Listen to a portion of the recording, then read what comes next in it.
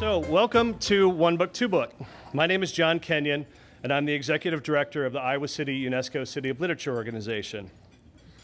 So, Iowa City is one of just 39 cities of literature in the world, and one of just 2 in the United States. So part of our mission is to offer programs that connect readers and writers through the power of story. And tonight, we will connect you with some powerful stories and poems from some very talented young writers.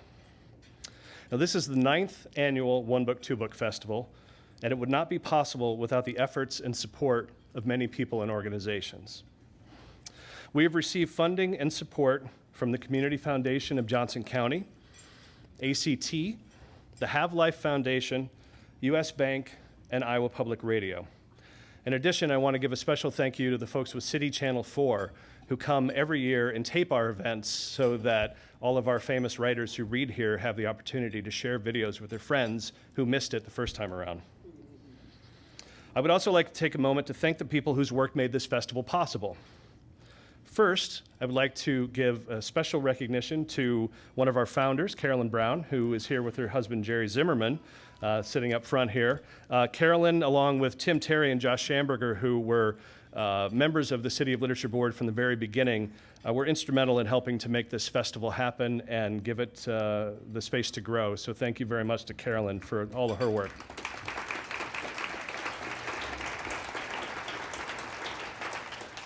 I would also like to thank the members of the festival committee, especially our friends in the children's departments of the Iowa City, Coralville, and North Liberty Public Libraries, who were instrumental in bringing this together. The United Way, which helps with volunteer recruitment and management each year, also was a key partner. I'd also like to thank the participating schools, particularly the teacher librarians and principals who helped to spread the word, and the classroom teachers who encouraged their students to submit writing to the festival. We certainly could not do it without all of you.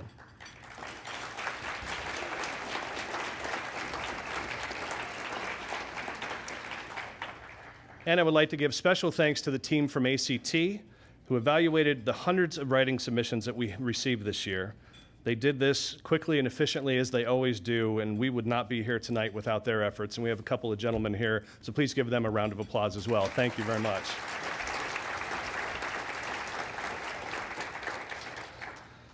So what sets this festival apart is that it's not only a celebration of writing for children, but it's a celebration of writing by children.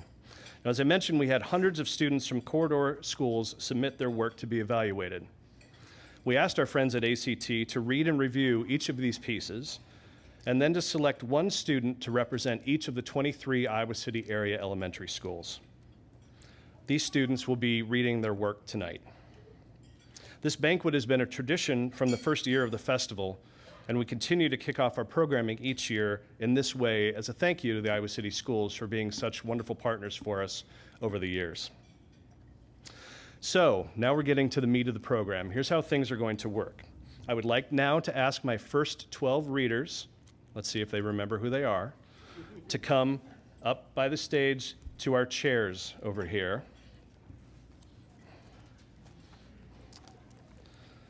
Now, when you are called, as you guys remember, you will come up, you will read your piece at the microphone here. Don't try to take mine.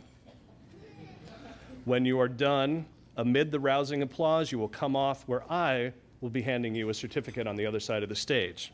Then you will go back and find your families. Sound good to everyone? All right. Am I missing someone? Does everybody know if they're in the first 12? Maybe I'll just let everybody know. A sneak peek. Hazen, Amanda, Ashlyn, Tarun, Miranda, Gabby, Ariana, Lena, Kate, James, Lily, and Esme. If you are one of those 12 amazing writers, please join us up front.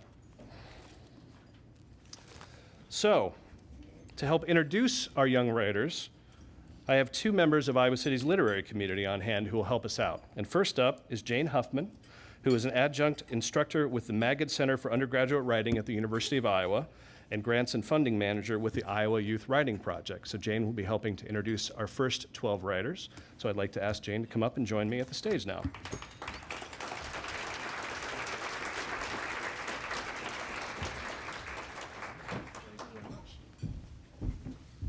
Hello, everyone.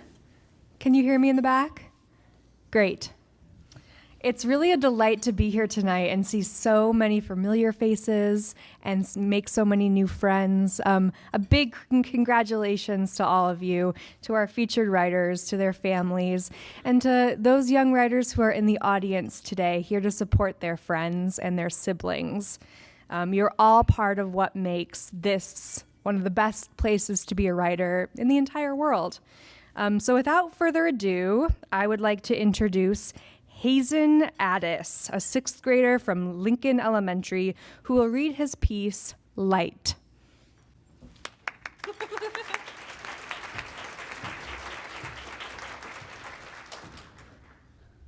Light. A hole into darkness, not fitting in this one comfortable woods, with sunlight filtering through the green leaves on all the tall trees above and around me. I descend into the darkness with only a headlamp to guide me. It gets colder. The stone walls are damp because the cave floods when it rains. The climb is hard. I keep thinking to myself that I'm going to fall. I carefully test every step I take, and after a while, I finally get to the bottom of the hole and sigh with relief. Then the rest of the group of 9 or 10 people follow suit. I'm grateful for the warmth of my black jacket in this cold, damp, lightless, colorless, prison-like cavern. What would it have been like to be a caveman and actually live in a place like this? I shudder at the thought. We continue through the decently sized cavern until we come to a small tunnel. We are deciding whether to go on through the narrow tunnel and continue or to go back. The tunnel is unfortunately full of water. Very cold water, so the only way to continue would be to crawl through an ice-cold puddle on hands and knees, and no one really wants to do that. We are about to turn back when I take a deep breath, get on my hands and knees, and start to crawl. The ice-cold water hits me like a slap in the face, but I continue. My long pants, for warmth and protection, cling wet and cold to my skin. When I get to the other side of the tunnel, I stand up, something I am thankful to be able to do. Cold, wet, and dripping with water, but triumphant. Right about now, you would expect a glittering pile of gold, or a bandit's hideout with fragments of broken bottles strewn across the hard stone floor, or maybe even a dead body. Well, sorry to disappoint you, but when the beam of light from my headlamp sweeps around the cave floor, I see nothing but a long twisting tunnel, which to my delight is tall enough to stand up in. After a few minutes, the last of our group of 3 to 4 people climbs cold, wet, and shivering through the puddle. The rest are going back to the light. We continue. If we were to turn our lights off, we would be plunged into complete and absolute darkness, without a single ray of light to guide us through this lightless cave deep underground. We progress. The tunnel starts getting thinner and thinner, and after what seems like hours, we come to the end. It's blocked off with planks of wood, and it's so thin we have to go sideways to get to it. We turn around and go back. After another eternity of going through the tunnel for the second time, we crawl back through the puddle and through the big room like cavern. We come to the hole that I climbed down all that long ago. I start the climb, and before I see it, before I know it, I'm almost at the top, and then I see it. Light. I let it flood me, fill me up, and then I see something else. Color. Beautiful color. The greens look so much greener, and the browns so much browner. At that moment, I realize how precise and how beautiful light really is.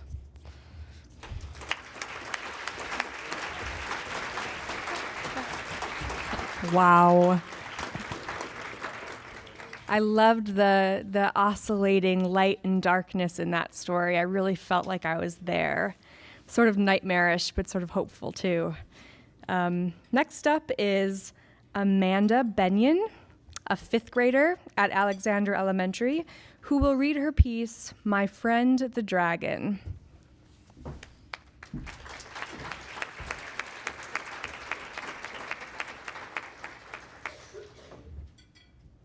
Look at this fierce dragon. See its fangs and its jaws, its long, twisty tail, its sharp, pointy claws. Why does it tremble?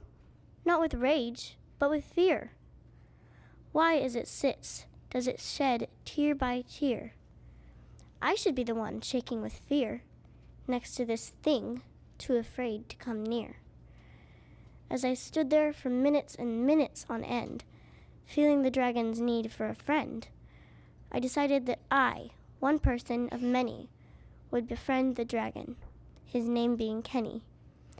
Me and the dragon and me, we will be the best friends anyone can be.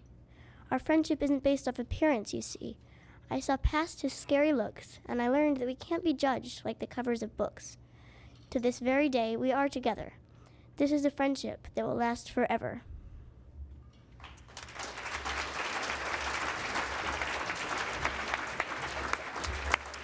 Thank you, Amanda, who memorized it and everything. She is a storyteller in the making. Next up, we have Ashlyn Brubaker, a 5th grader at Grant Elementary, and she will read her piece titled Back Home.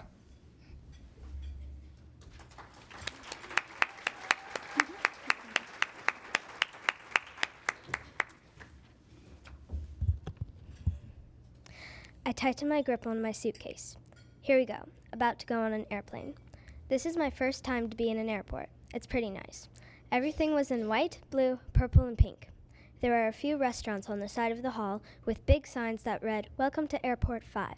But I have to say, the thing I realized the most is that people are huddled together. "Section A, we're ready to get you on the plane," the speaker says. My mom got up. We must be in Section A. Everyone is getting into a little line to scan their tickets. My mom looks in her purse, shuffles around a little, and finally gets our tickets. Now that would be bad if we forgot or lost our tickets. Finally we get to scan our tickets. I get on the airplane, and I'm amazed. It looks so cool. "Elizabeth, get in your seat." When we take our seat, this guy sits next to my mom. You know in school we learn cause and effect? Well, cause, this guy sits next to her, and he's really chatty. Effect, my mom starts talking to him, and now I'm really annoyed. So I put my headphones on. The airplane starts moving. We go high in the air. I think I'm gonna like being in an airplane. My mom and dad are divorced. My dad lives in Florida, and me and my mom live in Oregon. My mom wanted to get as far away from my dad as she could. But right now, we're taking our first airplane to Florida to see my dad. I'm so ready to see him. I haven't seen him in 3 years. My dad has a wife already, and I can't wait to meet her. My mom seems so annoyed whenever I say Dad's or his wife's name, Elise. My mom's name is Emma. She says that Dad was lucky he didn't have to take care of me, though I disagree whenever he says that. I was 7 when he left. 4 hours later, we're in a limo my dad rented for us because my mom didn't have enough money. We arrive at a large cozy cottage, house number 629. The house has a red door with a golden doorknob, brown bricks all over it. The windows have red curtains. The door opens. I see a tall woman with blonde hair, red lipstick, a white shirt, and jeans at the door. I'm not positive, but I think that's Elise. She lets us in. When we walk in, my dad is there waiting for us. I hug him so tight I think he might explode. When we came here because it's almost Christmas, and he wanted Christmas with me and Elise. I walked to the dinner table. There's lots of food. When we're done eating, my dad walked me over to the Christmas tree they have in their living room. There's a really big present. I got you the best present of all, my dad says. I look at my mom, and it looks like she's about to cry. I go over and hug her. She shrugs me off. I go back to my dad. He lets me open the biggest present. Before I open it, the present barks. I open the present so fast. I'm ready to see the dog. The dog barks and licks my face. The dog is a golden retriever. I look at her and decide to name her Mia. At the end of the box in the corner, I open a note. It says, "Will you live with us? Will you?" my dad asks.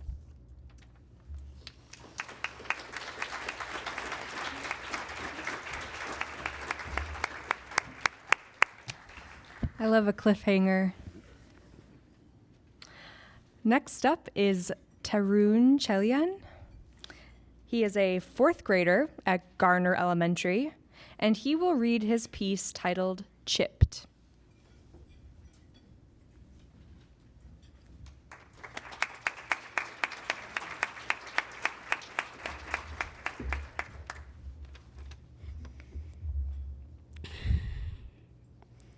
One day, in the month of March, it was a very normal day, just like all the other days. Little did I know that something that was definitely not normal was about to happen.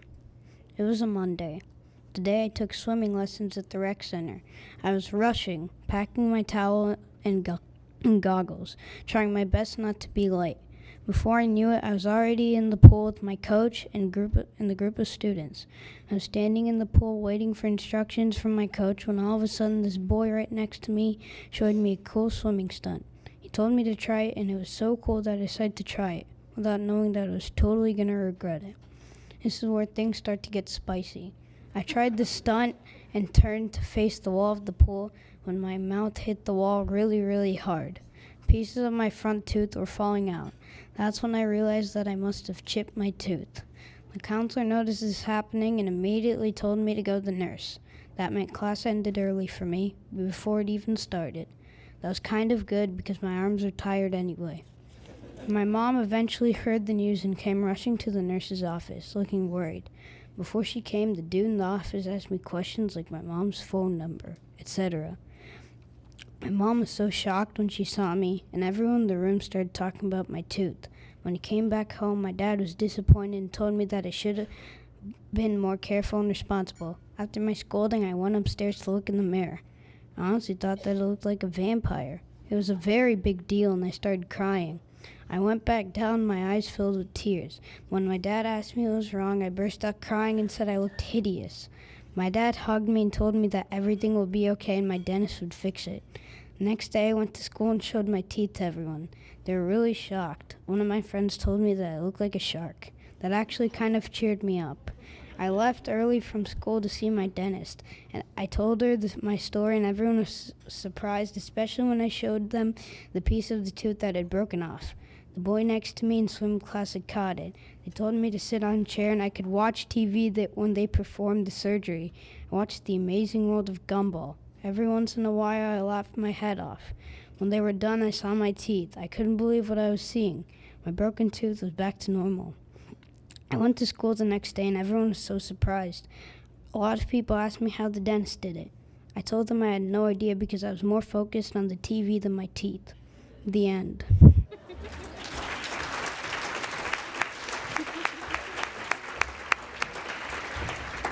You know, sometimes the worst days turn into the best stories. Next up, we have Miranda Clark, a 5th grader at Mann Elementary, who will read her piece, Tiger's Eye.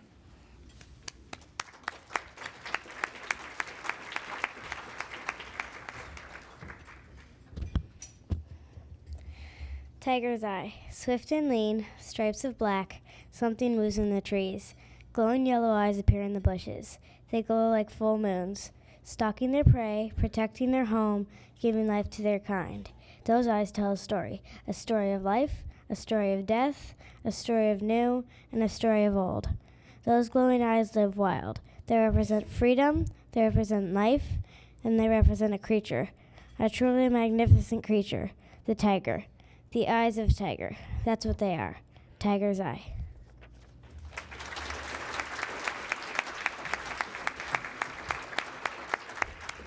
I love that there are so many poets here tonight. That was really, really beautiful.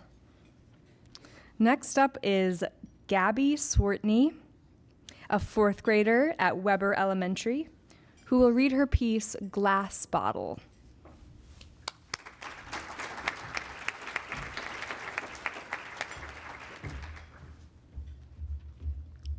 Glass bottle.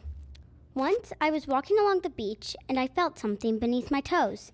It did not feel like a shell, but some sort of glass. As my parents kept on walking, I stopped to see what it was. I picked it up from under the sand. I dusted it off. It was a corked bottle and it had a note inside. I took off the cork and the note fell out. I read it in my head so nobody would know what the note said. As I read the note, my eyes got wider and wider because it said, "Dear reader, please find the hidden treasure under the sea. It sunk when my boat crashed into an iceberg, and no, not the Titanic. Return it to my locker in the sunken ship closest to you. Davy Jones." Right away, I thought I should tell my parents, but then I thought maybe Davy wanted this to be a secret. I ran across the beach trying to catch up with my parents. Then I saw it, a safe. I was so relieved when I saw it in the washed up junk pile. Again, I let my parents walk ahead so I could check it out. It was the safe with the treasure in it, and now to find a sunken ship. I thought, how in the world am I going to find a sunken ship without my parents noticing? I thought and thought about how to distract my parents. Then it hit me. I told them I wanted some ice cream. Now they would have to wait in the long line at Pirate's Treasure Snack Shack that seemed to stretch all the way to China. That way, I'd have plenty of time to find the ship, find the locker, find my way out, then swim back. I was a very good swimmer, so I wasn't worried about that. What I was worried about was sharks. So I rented some scuba gear, and the guy said that sharks wouldn't hurt me. I took his word for it, but still was a little worried. Okay, a lot worried, but I had to be calm. So I put on the gear for protection. Now I really felt like I should tell someone about this right away, but only a quarter of my body said that, and the other 3/4 said just keep going. I had to keep on going, so I slowly dove in. Once I had fully submerged, I looked around until I saw a tiny flagpole sticking out of the water. I waited to see if the wind would pick up so I could see the flag. The wind revealed that it was the one and only skull and crossbones pirate flag. I knew that I had to swim over there. While I was swimming, I saw so many colorful fish. It was like magic. I saw angelfish swimming everywhere, and I saw clownfish too. Plus, I saw so many beautiful starfish. I wished I could stay there instead of returning to some old locker once owned by a pretty nasty pirate. But I didn't want him to put a curse on me, so I just kept going. Eventually, I entered the deep, scary depths of the ocean, and this time, instead of beautiful fish, I saw terrible fish, like anglerfish and sharks. After that, I'm pretty sure I was swimming my fastest. I finally got inside the ship. I was lucky because Davy's locker was right in front of me. I wanted to explore, but then I saw a flash of light. It was Davy Jones, and the locker was moving with him. He looked relieved that I had returned the treasure to him. I asked him why he was so relieved, and he said, "It was my treasure at first, then rotten thieves stole it." Or at least that's what I heard. I could not quite understand him because he was basically a half-dead barnacle. He thanked me, but before he left, he said, "Go up and see the sunset." It was a beautiful sunset, and I still don't know how Davy could have known about it. It had been a long day, and I was tired. So I quickly swam back to shore, hoping my parents hadn't noticed I'd been gone. Luckily, they were just standing at the water's edge with my ice cream, which had a little pirate flag on top, sticking out on top of it. Wink.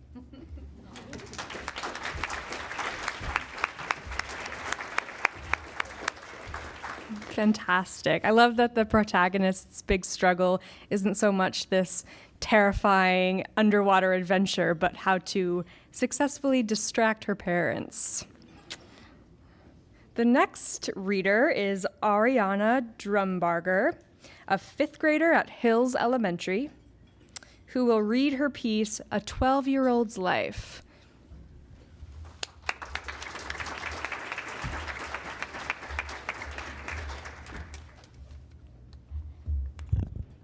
A 12-Year-Old's Life.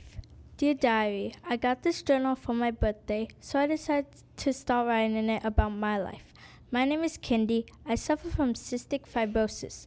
When I was younger, I pronounced it as 65 roses, which I guess other kids do too. It doesn't keep me from doing most things everyone else does, though. I'm 12 years old, and I have a younger brother. He is so hyper. His name is BB. He always wants to play. It gets tiring, though. I want to hang out with my friends and read, but my brother doesn't. I was supposed to be on a date with my boyfriend right now, but BB needed a babysitter, so I volunteered to watch him. Not that I wanted to. Ever since I can remember, BB and I haven't been the closest. I always want to hang out with my friends. BB is 5 years younger than me, so I don't always like being with him. It probably started because when BB was born, I was stuck in a critical care unit. I was having complications with my lungs at the time. I hated BB for a long time because he got more attention than I did. I was only 5 years old, and I was a spoiled child. Now I know better. Although he is my brother, Baby doesn't understand what it means to have cystic fibrosis, so he's always running away from me and jumping on me. I love him to death, but he's a stinker. Clay just called. That's my boyfriend. He's coming over to help me watch Baby. I can't wait because he always loves to hang out with Baby, and Baby loves to hang out with him. 2. I gotta go now. Baby is being a stinker. I'll continue in the next entry. See ya. Love, Kindy.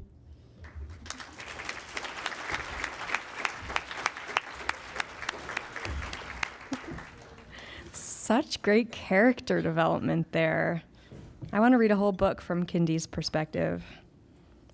Next up, we have Lena Elhanji, a third grader at Wood Elementary, who will read for us next.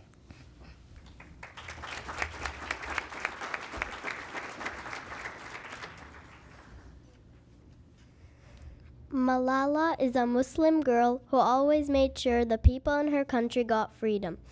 Everything was good until an army called the Taliban came and took advantage of her country. She lived in Swat Valley. The Taliban banned teenage girls from going to school and anywhere outside. Malala thought this was very unfair. She wanted to become a doctor and study, so she sneaked going to school.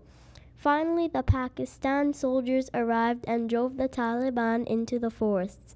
But the Taliban returned this time with bigger and better weapons. So soon she started giving speeches. The Taliban got tired of her talking about them, so they shot her in her hand.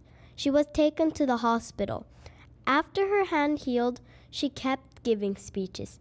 She kept on fighting and fighting for freedom until one day the Pakistan army found a way how to drive the Taliban out of their town for good, but only on one condition.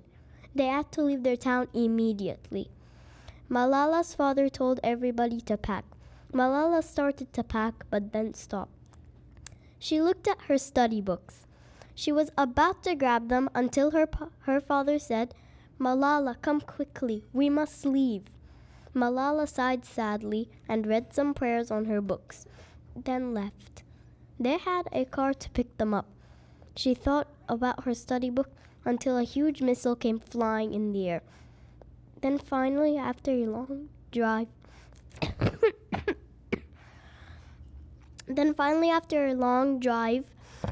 they arrived by a nearby creek. They had to spend some nights in their aunt's house. She was lucky because some people had to sleep in tents in the wilderness. She heard some rumors that some of the Taliban lurked around the tents. Just thinking about that made her quiver. Her father told her, "Don't worry, Malala, it'll only be a few days." Malala waited days. Soon the days turned into weeks and the weeks turned into months, until one day they got to come home. When they entered Swat Valley, it was a disaster. They saw big holes in buildings. Schools were bombed. She hoped her school was okay. When they got home, she dashed to her room hoping her books were okay. Malala was so happy her books were safe, and she couldn't wait to go to school. The next day, she was taking her bus to school as usual. Then a man who wore all black was entering the bus. Her friend whispered, "I think it's one of those journalists." As he entered, he said, "Who's Malala?" Everybody stayed quiet. Then the man lifted a pistol and started firing. A bullet hit Malala's head and then went flying into her right shoulder. 2 of her classmates were shot in the right shoulder as well. Malala was rushed into the hospital. Soldiers surrounded it, but it turned out that hospital wasn't enough, so they transported her to a different one. But that was not enough either, so she had to be transported out of Swat Valley. Her parents and brothers were really scared, but they knew that if they didn't let her go, she would die. So they said goodbye. Malala woke up a little. She threw up, then went back to sleep. Finally, she arrived at the hospital. They ran tests on her head. They couldn't find the bullet, but they figured out that the bullet went a little too close to her brain. Her brain was kind of damaged, so to do good work on her brain, they shaved half her head bald. Then they did surgery on her skull. They removed a giant piece of her skull. They did not know where to put it, so they put it in her stomach for safekeeping. When she woke up, she didn't feel her normal headscarf. She felt a soft white headscarf on her head. When she was sitting up, she felt a lump in her stomach. The doctor gave her some letters to spell out words. She spelled, "What happened? And where's my father?" The doctor answered her questions. Then Malala went back to sleep. Later she woke up again and touched her hair. One side didn't have any hair. She spelled, "Why does my stomach feel heavy?" The doctor answered her question. Then she asked for a mirror. The doctor brought her a mirror. She looked horrified when she saw herself. Then she spelled, why I have no father?" The doctor answered, He is safe. Don't worry." Soon she had to be transported to a hospital in England. There she healed and went back to her parents.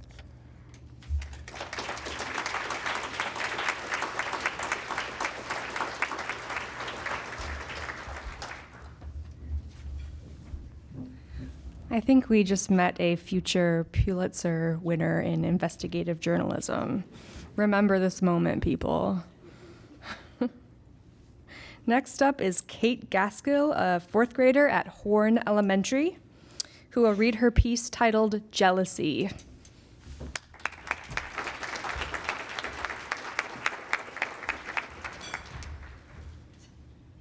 Jealousy. Jealousy is a feeling that consumes your mind. It's like your mind gets stuck on a never-ending roller coaster. You might not understand this yet, but when you are jealous, you are just saying what you have isn't good enough compared to what they have. I once got jealous of my sister and my brother because most of my family's birthdays are in the fall, but mine is in the summer. I felt like I had nothing to talk about because my siblings were talking about all their gifts. Then I realized that I should just be happy for them because I knew Christmas was coming and that I would have a birthday later on and I would get presents then. When you are jealous, you are putting a weight on your shoulders. If you are jealous all the time, it will make life really hard because you will never be satisfied with what you have. Remember when I said that jealousy was like a weight on your shoulders? Well, you can take it right off. You just have to realize that you need to focus on what you have instead of what someone else has. I did it, and I know you can too. Give it a try.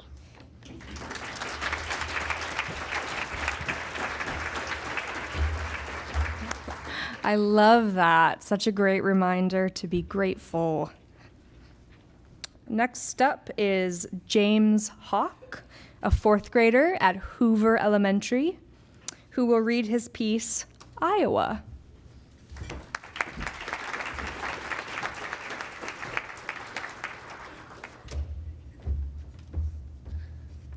Iowa.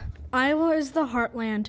Corn, beans, so many crops, pigs, fertilizer, machinery, breaking down, paying out, selling grain, getting paid, trying to earn a living.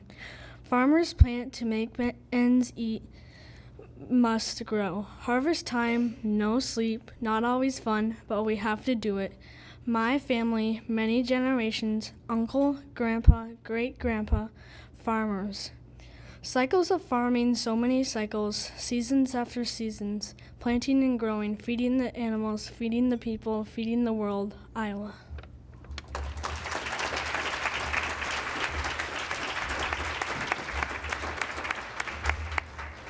Paints such a vivid picture. I'm not originally from here, and I think that my conceptions of Iowa were very much one thing, and then when I arrived, I realized it was so much different.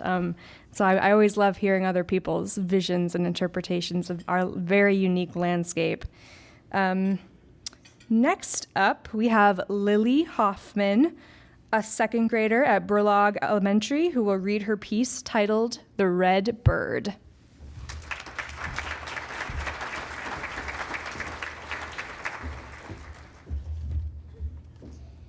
The red bird. I was walking down the road when I saw a red bird. It wore its crown like a queen. It was on a tree singing a song. It sounded like Christmas bells to me. It liked to fly when it was cold and was as red as a cherry.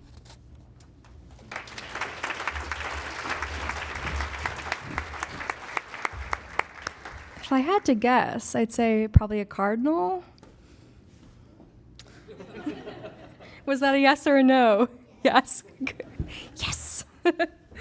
And last but not least, we have Esme Hutchinson Reese, a 6th grader at Lucas Elementary, who will read her piece called If Everyone Did.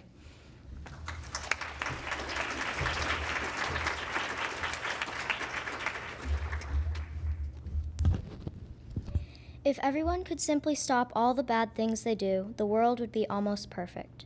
But sometimes people think that they're doing good. A young soldier might go to war proud of serving their country, but then they wound, they kill. On the battlefield, would it be so hard to imagine that, deep inside, the enemy is holding hands with your heart? Would it be so hard to know that across the bloodied and body-strewn ground, where your gun is hoping to find a lodged bullet, there was someone who is heartbroken and homesick just like you? Why do we not look into the eyes of our falling rivals? Because somewhere inside us there is kindness beyond our dreams. And when we meet our rivals' eyes, we cannot kill them. We cannot possibly let our dagger find the heart of those despairing eyes, those eyes that know their life is lost, that they will never train their gaze on their loved ones again. For every person has a true life. We must let this kindness inside our hearts flow through our veins. The human race was not made to be a race of heartless killers. Let love overtake you on the battlefield, and let not your eyes pass over the enemy's heart. Feel the world around you, and feel its heart at your feet before your weapon takes their life. For life is good, and we must live for the sake of others. Live to help, not to kill. Don't take life, bring life. Love. Let love flow through your veins like blood of gold. Don't shut your heart away from the world. Open your heart and live.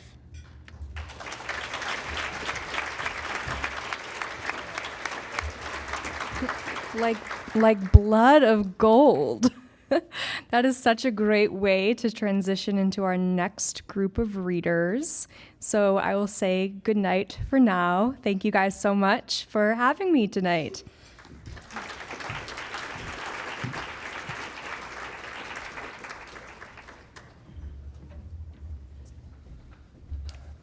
All right, thank you very much, Jane, and thank you very much to our readers. So now I would like to ask our next 11 readers. Now you guys have it easy because if you haven't read yet, you know you're in the group of the last 11 readers. So please come up and join us at the chairs. Our first 12 readers gave us a great example of how you do this, so we'll let you come on up. And next up, I would like to introduce Emily Spencer, who is Associate Director of the Iowa Youth Writing Project, who will join me up here and help to introduce our next 11 readers. So, Emily, please join me.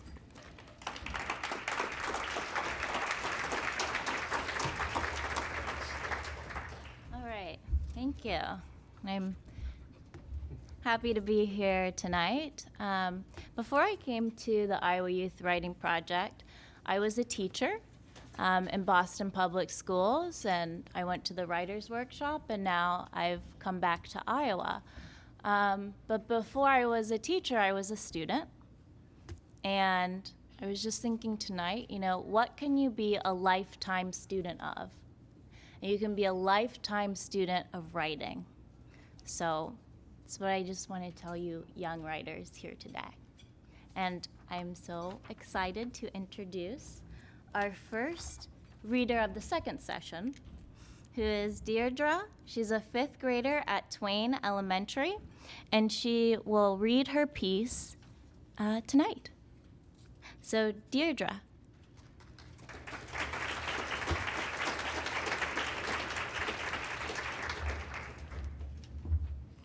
Darkness. I claw at the walls keeping me from the outside world. I need to get out. Minutes pass. I keep hitting the walls. I'm tired. I decide full nest punch. Crack. Light streams into my crowded prison. Sunlight. It warms my fur. I get a rush of hope. I slam the area the sunlight is coming from. The wall gives. I fall on the moist earth. Freedom. I watch the moons move in the sky. Sunrise. I stare at the pinks and oranges and yellows. My eyes flutter close and I give in to sleep. I'm flying. The wind moves my fur. I soar above a sea of green. Wait, where am I? I swoop down through the trees. I almost get caught by a sundew. I land and look around. My eyes lock on a gigantic dragon trap. I shiver. I also see a scavenger village. I roar and pounce on a female with light hair. She squeaks under my powerful paw. I wake up and regain consciousness. I am still in my nest. It's dark. I can see 2 of the moons. I unfold my black galaxy-colored wings. They're wet. I flap them back and forth. They're still damp. I try to roar. All that comes out is a mewl. I wish I had someone to talk to. I look around at my surroundings. I'm in a building of some sort without a roof. On the floor there are lots and lots of eggs, a different color than mine. The nests are all different colors. I see an opening at the far side of the room. I start to panic. I mewl as loud as I could. This seems pointless. I see a future where I keep mewling and no one comes until I'm out of breath and desperate for water. One where I wait until sunrise and someone comes in, and one where I walk out and get lost and eventually die. I choose to wait. Morning comes in and a speckled wing walks in. When she sees me, she runs out yelling. She's hatched. Three speckled wings come in. One picks me up. I know this is my mother because of the love in her eyes. I mewl happily. She awes. The other ones, however, do not like me at all.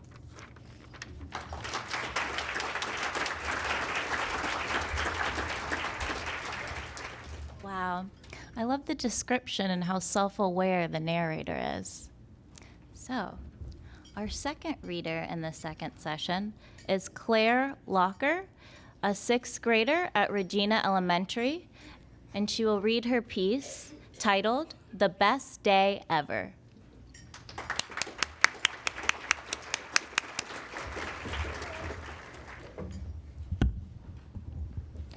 It was easily the best day of my life.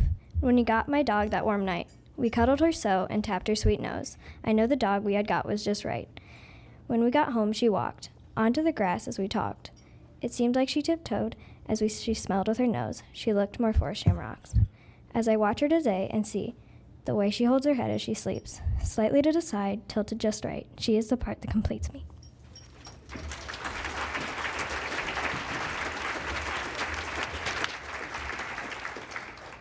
There's so much joy in that rhyme in the poem. Excellent. So our next reader will be Ethan Meidlinger, a 3rd grader at Penn Elementary, and he will read his piece titled Dinosaur Dreamland.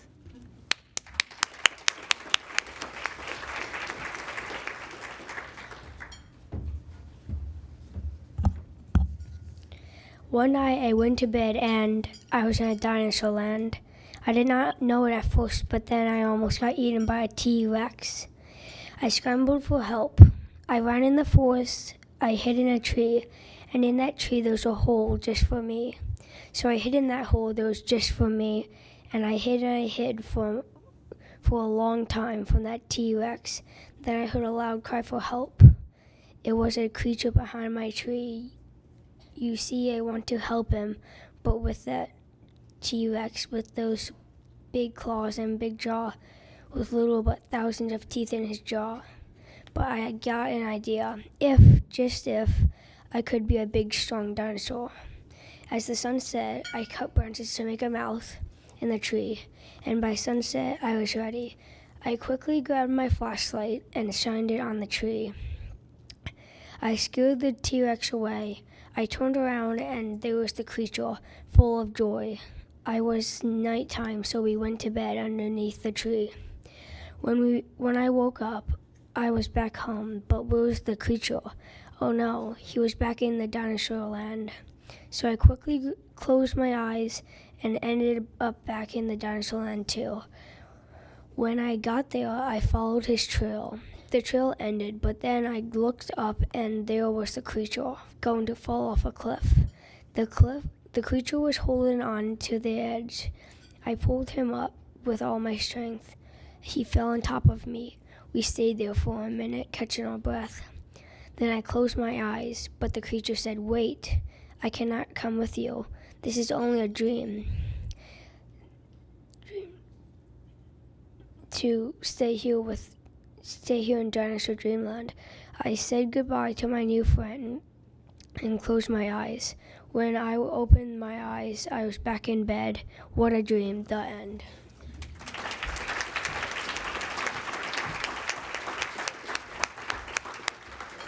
Wow. Not only a dream piece, but also some incredible world building. I wish I could be a dinosaur too some days. So our next reader will be Scarlett Mims, a 4th grader at Kirkwood Elementary, and she will read her poem titled Purple.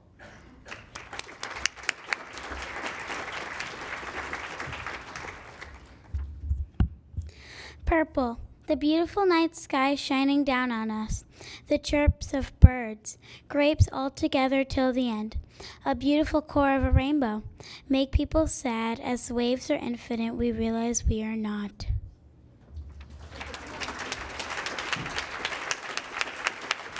Wow. Those lines. We realize we are not infinite. And the core, there was a line, the core of a rainbow. Isn't that magnificent? So up next, our next reader is going to be Anna Minnie, a 2nd grader at Shimmick Elementary, and she's going to read her piece titled My Favorite Season.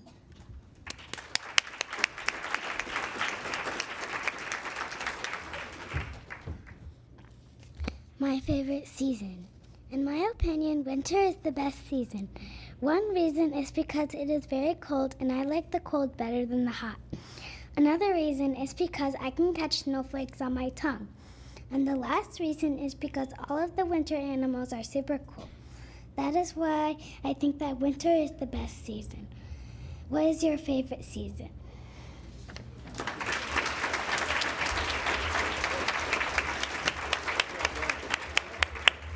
I might be convinced that winter is my favorite season now. So the next reader is going to be Anna Platt, a 4th grader at Longfellow Elementary, reading her poem titled Drifting.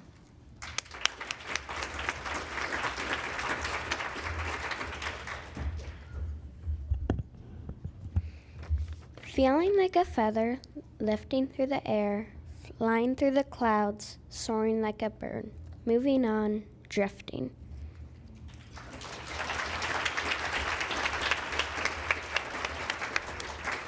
An excellent simile that sort of represents the pieces drifting here tonight. So, our next reader is going to be Oliver Reekers, a 3rd grader at Van Allen Elementary, and he was going to read his piece titled Chris.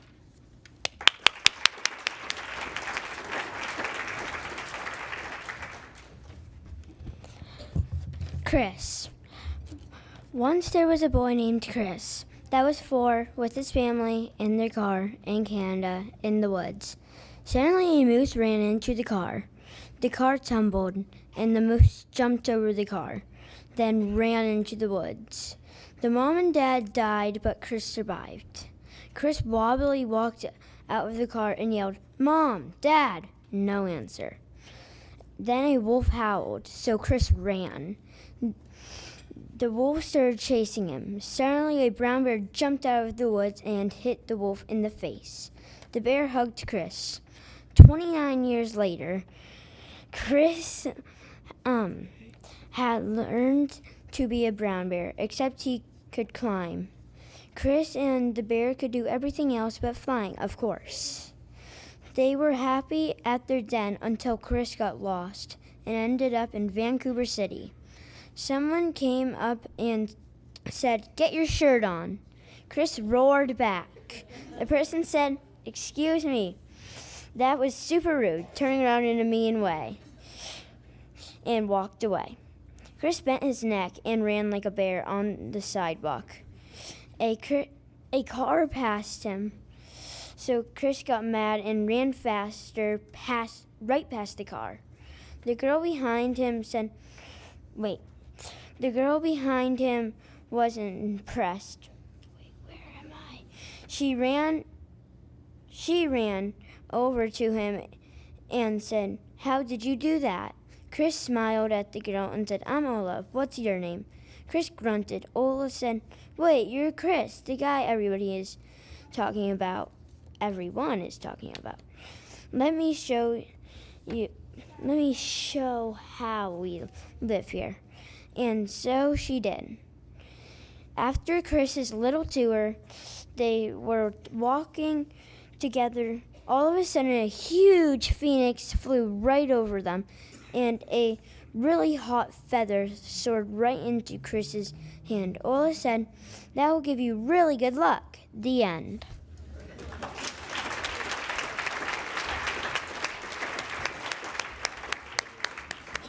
Such vivid descriptions there. Action-packed story in Chris. So, our next reader is going to be Georgia Rubel, a third grader at Lemmy Elementary, and she will read her piece titled Friends or Not.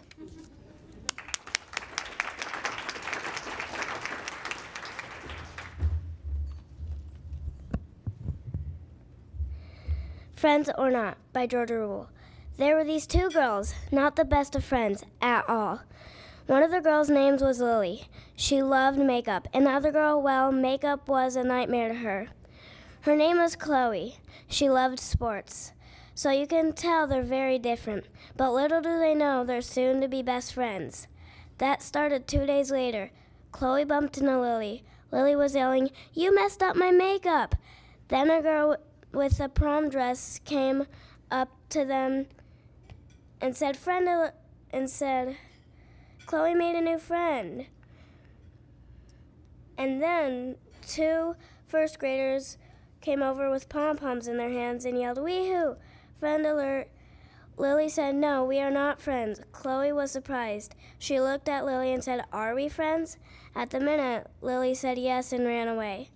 Later in that day, at Lily's house, Chloe was walking down the street and she passed Lily's house. Lily happened to be looking out the window at Chloe. Chloe walked 2 houses down from Lily's house and entered. Lily walked over from the sidewalk and looked in the window. Chloe saw her and said, "Come in." Lily said, "Is this your house?" Her response was yes. Chloe said, "What brings you here?" Chloe's response was, "My house is 2 houses down." So that next day they did everything together, except the fight between sports and makeup. That was sort of a bad thing, but they were still friends, and nothing could stop that.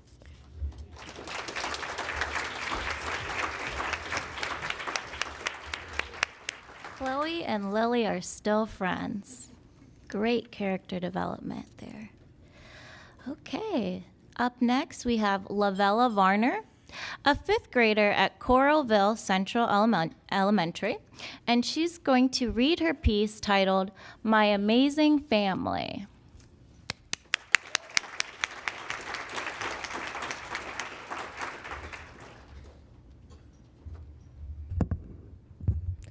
Some are close, some are far. Some are funny, some are serious. Some are whole, some are broken. Some are crazy, some are calm. What describes mine? All of these are part of having a big, tight family, and I love it. My mom has 6 siblings, so my family is big. My mom's side of my family is very musical. I have so many cousins, aunts, and uncles. Our family beliefs keep us close, so I get to visit them a lot.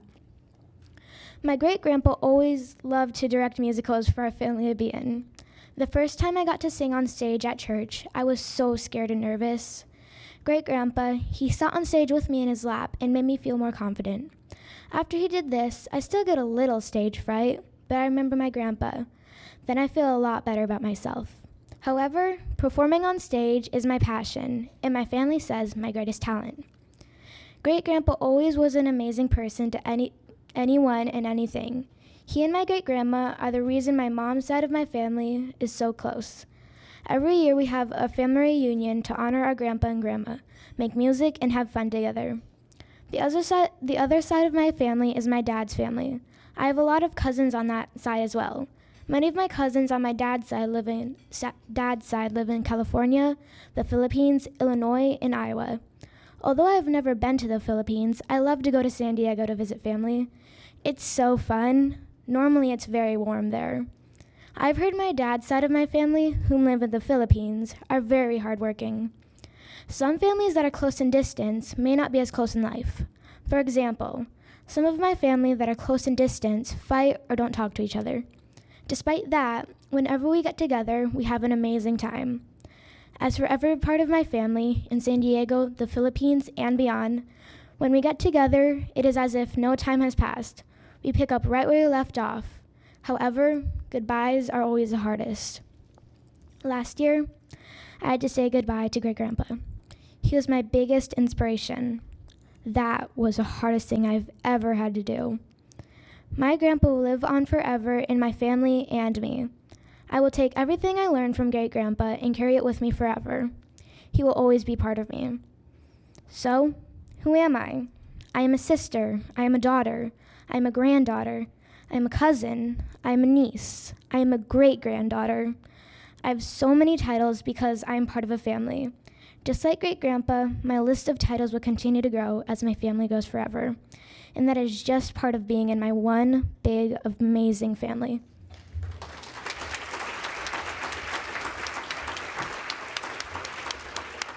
Wow.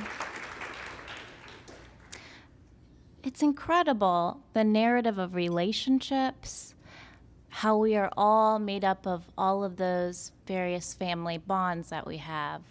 Almost like we're all stacked inside, stacked inside, stacked inside. Very good. Okay.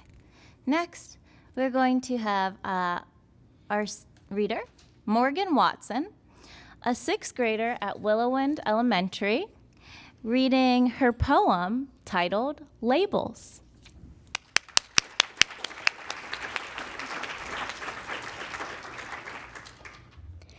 Labels. What are these things, these labels? Why do we use them? Everything and everyone is labeled. Straight, lesbian, bisexual, pansexual, black, white, boy, girl, transgender, right, wrong, lucky, unlucky, fat, skinny. Without thinking, we label each other like gifts under a tree, like types of cars, like cities and states. Each and every day, we never stop and think, why did I just label him straight? Or why did I just label her a girl? For all we know, that guy you labeled straight could be gay just talking with a girl. But we categorize. What about that girl? We labeled her a girl, female, woman. But for all we know, she could be he or they could be them. But what do our parents say again? Guardians, moms, dads. Always step outside the box. But what if that box is covered? What if you can't step outside of it? Because those labels are weighing down the lid, so we can't get out. But we just need to be a little stronger, a little bolder, a little nicer, a little less categorical. We can pop through that box like a jack-in-the-box.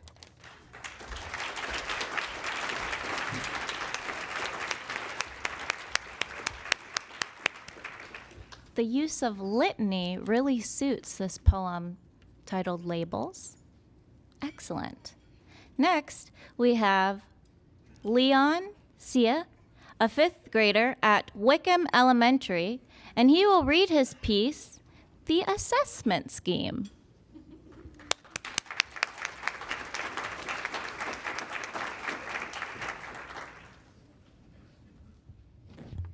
The assessment scheme.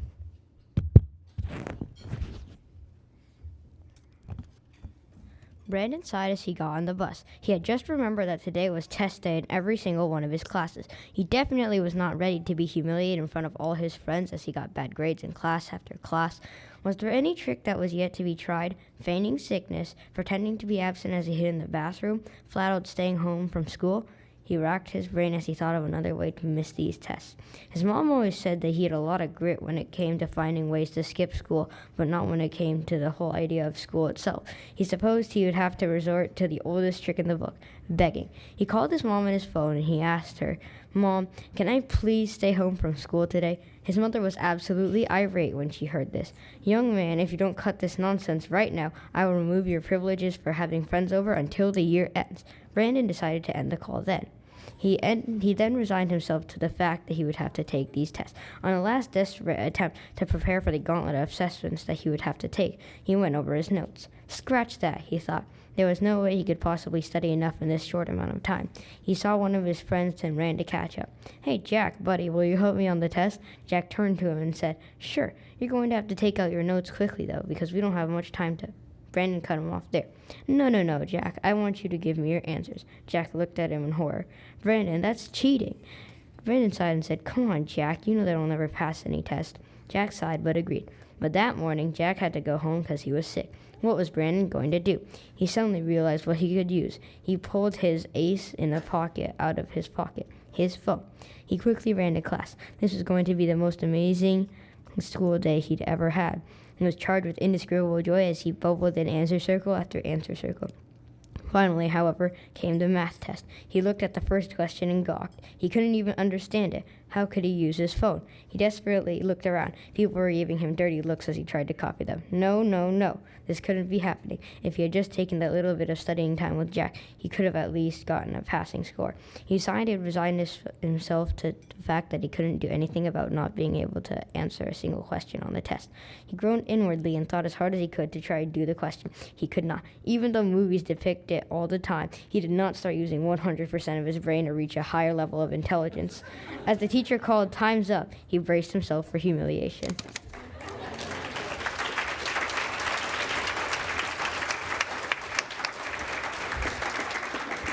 All right.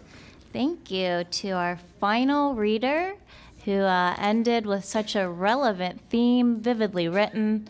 And it's been a delight to be here with all of our young writers who are just beginning their lifetime scholarship in the arts. So.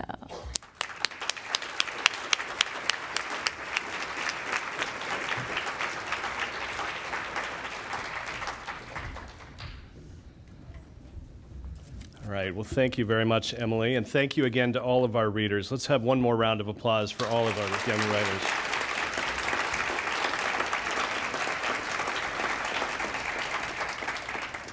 I do have to say to Leon, it was a pleasure looking at all of the educators in the room while you were reading that story. I don't know if you were giving away any future plans, but saw a lot of wheels moving out there.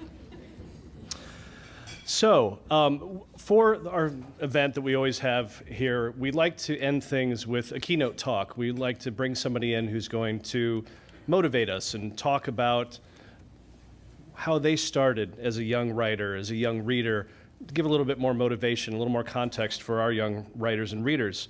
And so I'm going to introduce our keynote speaker, Darren Crow. Now, we've worked with Darren on One Book, Two Book for several years, hearing his amazing stories on Saturday mornings. He'll be here tomorrow morning on this stage telling stories. But we haven't ever heard Darren's story, how he became who he is today. And so we thought it would be nice to have him come and share that with us. So Darren is a storyteller from Cedar Rapids, and storytelling has been a part of his life for as long as he can remember. As a high school student, he began volunteering at a living history museum, and they found there that he could use his love of telling stories to put people in touch with their heritage in a way they hadn't previously. In college, he studied interpretive speech, and after college, he worked as an actor and itinerant storyteller in Pennsylvania and Florida. In 1999, he returned to Cedar Rapids and has been telling stories ever since. And he's going to tell us one about himself tonight. So please help me welcome Darren Crow.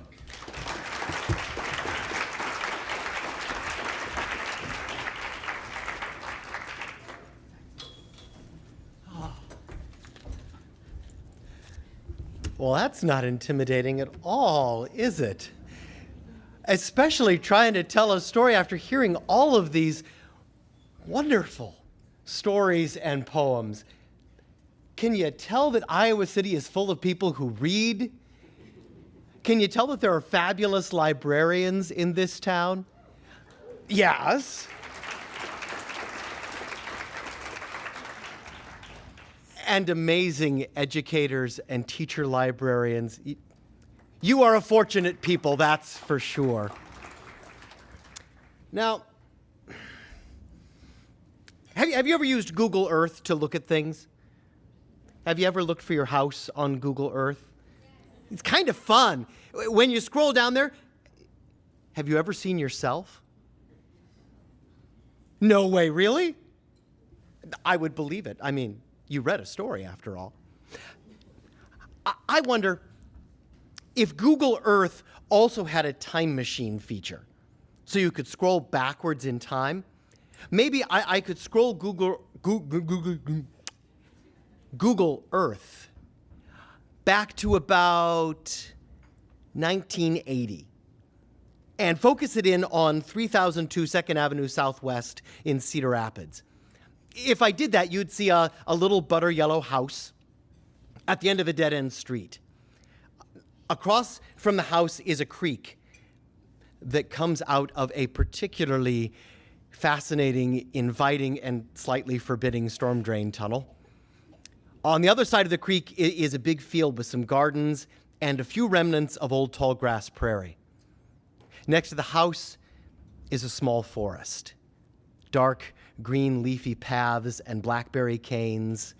And if you scrolled tighter in on that Google view, you would see at the front of the forest, right before the trees end and the tall grass begins again, 1 to an 8-year-old very tall sugar maple tree.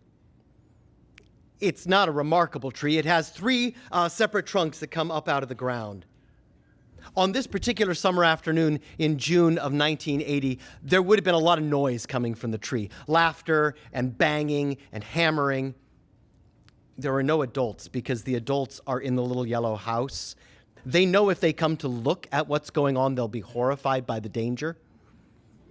But as long as they don't look and pretend like it's not happening, they don't have to worry.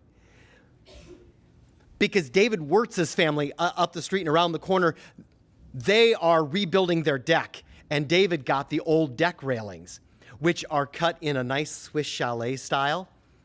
And so we brought them down to put a roof on our treehouse.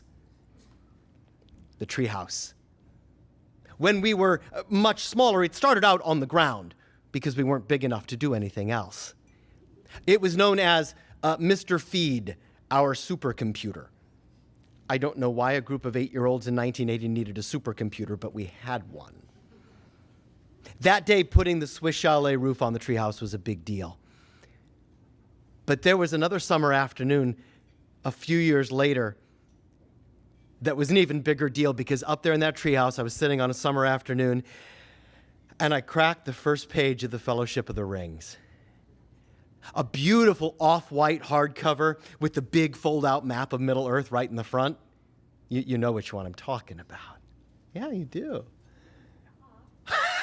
I had just checked it out from the Edgewood branch of the library. If you took that Google view and moved it about 7 or 8 blocks north, you'd come up on the Edgewood branch of the library, a tiny little storefront library. The librarian was incredibly long-suffering. A little later in that summer, that 8-year-old boy would come tromping up, walking down the road like this because he was covered with an itchy red rash, and ask the librarian for any books she had on poison ivy. She supplied the books on poison ivy and endless books other than that, read all of us book upon book upon book, signed all of our summer reading sheets, and we'd head home with our wagon load of books. And boy, if the Google view swung back to the house on 2nd Avenue and there was an X-ray function, Google probably has that. You know they do. So it could see down inside. You would see books. On the bottom shelf of the bookshelf was the big row of I Can Read books. There was Danny the Dinosaur and Frog and Toad Are Friends and Mouse Soup. Mouse Soup was my favorite. Just above that come the Hardy Boys books. My sisters Trixie Belden and Nancy Drew books were right next to them, and I know they were always fighting with each other to see who could solve the mystery first. Above that shelf were a couple of big, thick omnibus editions, one of Mark Twain, because my father believed every child should read Mark Twain, and so he read us Tom Sawyer. And next to it, an omnibus of Jack London, because my father believed every child should be tough. And first grade might have been a little young for White Fang. But it was my dad, so it was good. Above that was the shelf of the old books that had been my dad's when he was little. Gene Autry riding his horse across the very brittle wood pulp pages. But next to that one was my favorite, the Tarzans. Oh, I know it's not great literature, and but it was Tarzan. And there's that moment in Tarzan and the City of Gold when Tarzan is fighting with Belthar, the black-maned lion that belonged to the evil queen of Opar. And as he defeats the lion, the queen goes running out onto the field. She kneels down by the lion and holds this lion and cries out, "Belthar is dead!" And what a moment when suddenly the villain, the person you're not supposed to like, is crying because they're sad that something they love has died. That's a big moment when you suddenly realize you're supposed to feel bad for anybody who is sad about something. Above that are the box sets, Little House on the Prairie. Right in the center is the box set of the Chronicles of Narnia. You know, the 1982 edition with the wonderful, colorful covers. Is there much better than that? I'm not sure there is. Well, as fall comes around, if we swung that Google view over toward the school, you'd come on a September afternoon. It's recess time, all the kids are out playing, and there is one poison ivy-ridden third grader. I was always poison ivy-ridden. Who is sitting up against the wall of the school building with a very large edition of Around the World in 80 Days propped up on his knees. The poison ivy-riddled third grader is hopelessly non-athletic. And so the days when all the other kids were playing football out on the asphalt made for wonderful reading time. And this edition of Around the World in 80 Days was way oversized. Hardcover, illustrated, and it had all of the hard words defined in the margin, which was wonderful. And next to it on the shelf in the library was a whole set of these. The Time Machine. That is where I learned the meaning of the word conjecture. To wonder or think. The Invisible Man, The Black Arrow. They were marvelous books. And as that time machine in Google Earth View flows forward, well, there's that same kid with a new case of poison ivy, wrapped up like a mummy because his mom always wrapped everything up in bandages, sitting there against the wall with Where the Red Fern Grows, because Mrs. Ramsey assigned it. Why do we do this to ourselves? We meet this character, we fall in love with the character, and we cheer as he's overcoming obstacle after obstacle to see his dreams come true, only to see it all fall apart in the most horrifying way possible. Who would suffer through that willingly? But when we do, when we have worked and dreamed along with that hero, we learn how to work and dream ourselves. When everything falls apart for them and their heart gets broken, we learn a little bit more about how to have a broken heart. When everything goes wrong, we learn more about how to love somebody when everything goes wrong. We learn more how to be people, don't we?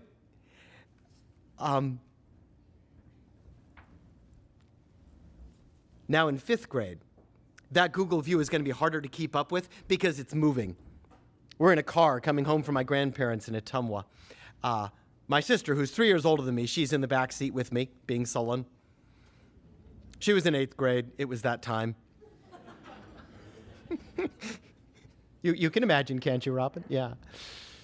Her homework was there in the car. Everything was spread out, and her lit book was right in the middle. And I picked it up because I was bored, and I was thumbing through, and I stopped on a story that began, "The 1,000 injuries of Fortunato I had borne as best I could, but when he ventured upon insult, I vowed revenge." That was it. I was hooked. I mean, here we are gripping our way through the cask of Amontillado, and that starts a 30-year friendship with Edgar Allan Poe that hasn't ended. Love the man. We spend a lot of time together every year. In fact, if the Google view goes forward 2 years and over to Roosevelt Junior High School, there we are in 7th grade in language arts class. We have a student teacher that year, and we're studying poetry. And the student teacher says, all right, children, today I want you to write me a poem. She didn't give us nearly as much instruction as I'm sure you all who wrote these marvelous poems today got. She just said, write me a poem. So I took out my folder. Everybody else is scribbling diligently. Young people, I'm about to make a confession here. I feel a certain kinship with our young man who needed to figure out how to pass a test. I did something wicked. I really loved Edgar Allan Poe. I had just read Annabel Lee, and I liked it so much I wrote myself out a copy.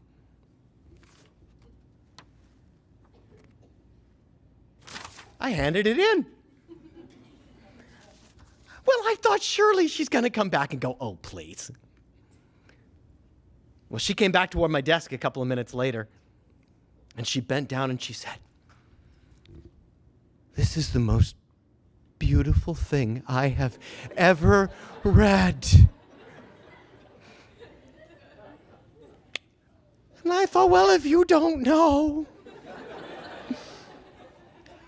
it would be rude of me to make you feel bad. I did confess to my teacher eventually. So plagiarism is bad, children. Don't do it. Unless you're Shakespeare. And then you can. You know, if that Google view kept going on through junior high school, it would see teacher after teacher in those years who opened up the world of words to me. Teachers who cheered and said, yes, you can write that. Mrs. Knutson there in 7th grade, she said, yes, you can write a novel. You do it. My 7th grade brain could not get much beyond the title, The Kumquat That Ate Detroit.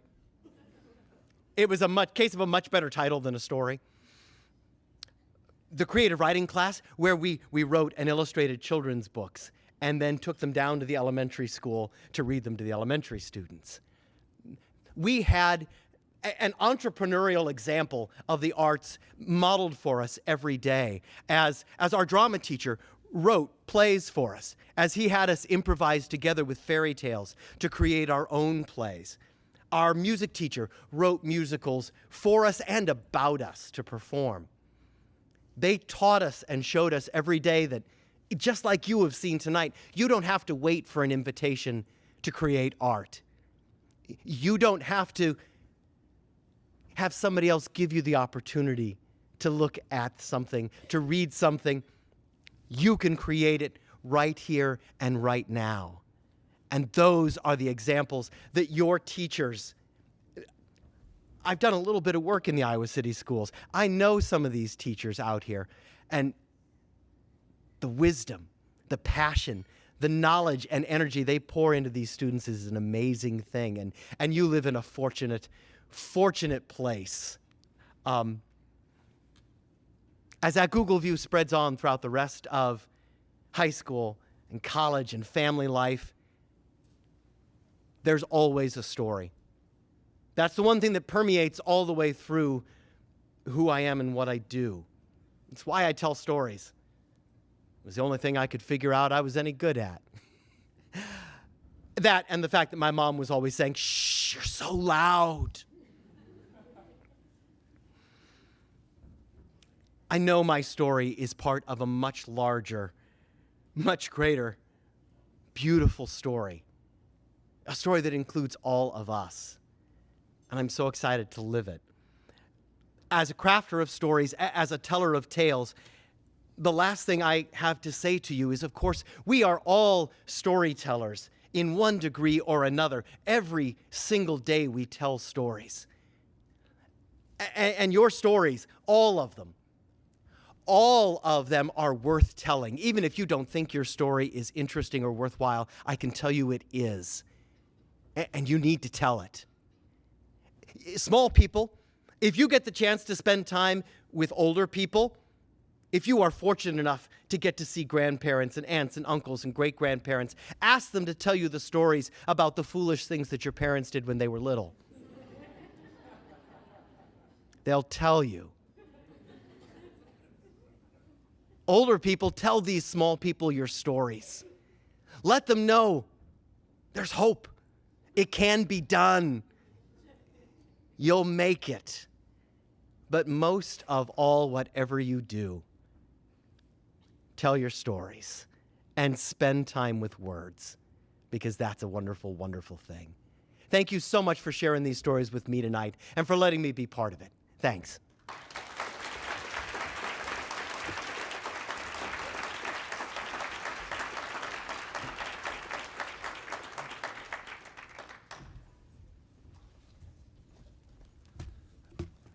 All right, thank you very much, Darren. And to the kids, I would say that the thing that I took away from Darren, I mean, other than just laughing and loving it, is that whole notion of not waiting for someone to give you permission to share your stories, to not wait for the right opportunity. You guys all are very talented writers. You're very great storytellers, and I hope that you take every opportunity you have, no matter what you do from here on out in your lives, to continue to write and to tell stories. So this is just the beginning for One Book, Two Book. We've kicked things off now, but we'll be back in this space tomorrow from 10 a.m. to 4 p.m. with a lot of different activities. And I just wanted to take the moment while I have you all here to share a couple of those things. First off, Darren will be right back here at 10:30 tomorrow morning on this stage telling stories.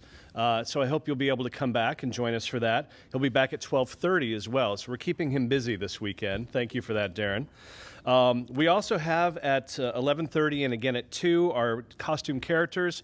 For those of you who were here early enough, you saw them kind of make a pass through the room. They will be back right here in front of the stage at 11:30 and at 2 for photos and meets and greets and all of that. So I hope you'll take the opportunity. We have Clifford, Taco Dragon, Esteban, the Green Crayon, and Elephant and Piggy. So if any of those are your favorites, come see them. We also have at noon tomorrow our student author autograph session. The booklets that you have at your table here, I do want to make sure that our student writers get to take one of those home with them as a keepsake. And if there's another one on the table, teacher librarians or principals, if you'd like to take one back to your school to show off the work of your wonderful young writers, please do so. We do have a few extras outside, and we'll have a few here tomorrow as well. But our student writers who can make it can come, and you can get an autograph from these now, as I told them earlier, now world-famous writers. We also have an Absolute Science Show that'll be at 1. It's a great, fun, and even slightly educational science show that will be taking place. We have workshops, including our Comic Book Confidential and our Junior High Writing Jam with the folks from the Iowa Youth Writing Project. So again, for Emily and Jane helping us out with that. We have story times and a lot of other things going on. And then on Sunday, we have our Write Out Loud event. That's from 1 to 3 at McBride Auditorium. It's a free event. It's similar to tonight. Our friends at ACT have evaluated all of the writing that came in from all up and down the Lynn and Johnson County corridor and has selected grade level winners and some honorable mention students. So there will be a few dozen more students who will be recognized at that. I believe there are some siblings to some of our readers tonight who will be there, so I'm sure we'll see some families there. And of course, everyone is welcome to help us celebrate these wonderful young writers in our community. Lastly, I just wanted to take a moment again to thank our sponsors and all of the folks who have helped to make tonight and this festival the success that it has already become. Thank you particularly to the teacher librarians and classroom teachers and school principals. You folks, as Darren had said, you're on the front lines and you are helping our young writers. So thank you very much for that. Thank you as well to the parents, the guardians, the caretakers, the families who are nurturing these young writers and giving them the resources and the tools they need. We know that what you do is very important as well. So thanks to you. Thank you also to the committee members and volunteers who will help to make our festival go smoothly, as well as to the City of Literature staff. Thanks again to the folks from ACT for helping out to help make all of this possible. And thank you to all of you for coming tonight. So with that, we are done. Drive safe when you go home, and we hope to see you out the rest of the weekend. So thank you.